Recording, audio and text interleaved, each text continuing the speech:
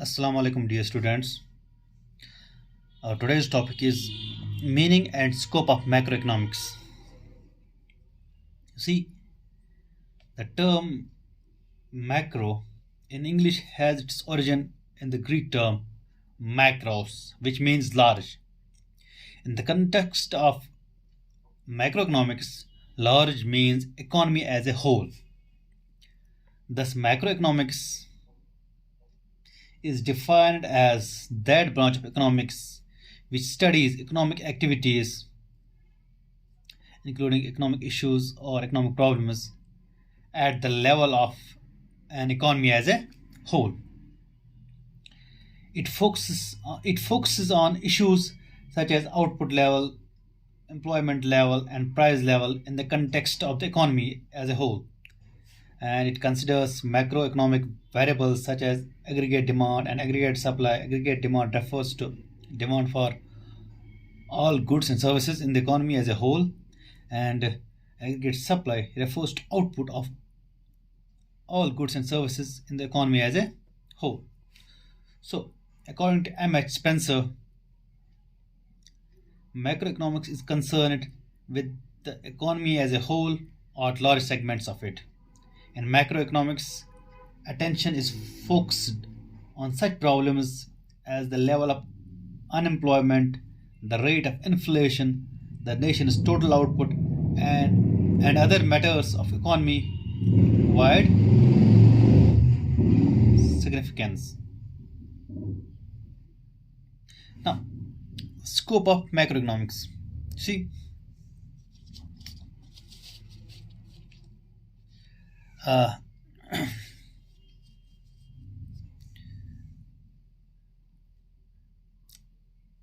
scope of macroeconomics means the area of study under macroeconomics. Macroeconomics largely deals with these area of study. Number one is theory of national income. Now, macroeconomics studies the concept of national income, its different elements, and the methods of measurement. Second one is theory of employment. See, macroeconomics studies problems relating to employment and unemployment. It studies different factors determining the level of employment with aggregate supply, aggregate consumption, aggregate investment, aggregate saving, etc. Third one is theory of money. See, changes in demand and supply of money have an important impact on the level of employment. Macroeconomics, therefore, studies functions of money and theories relating to it. Fourth one is theory of general price level. See, determination of general price level is also studied under macroeconomics. The problem is relating to inflation and deflation are an important components of macroeconomics. Fifth one is theory of economic growth. The problem is relating to economic growth is another important component of macroeconomics. Monetary and fiscal policies of the government are also studied therein. Sixth one is theory of international trade. See, macroeconomics studies issues relating to international trade. Export, import, exchange rate, and balance of payment are the principal issues in this context. Now, these are,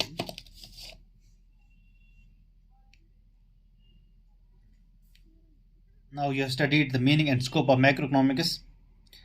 Now, I would like to tell you about the four sectors of the economy. See, from the macro point of view, economy is often divided into four principal sectors. With, number one is household sector. See, household sector including consumers of goods and services.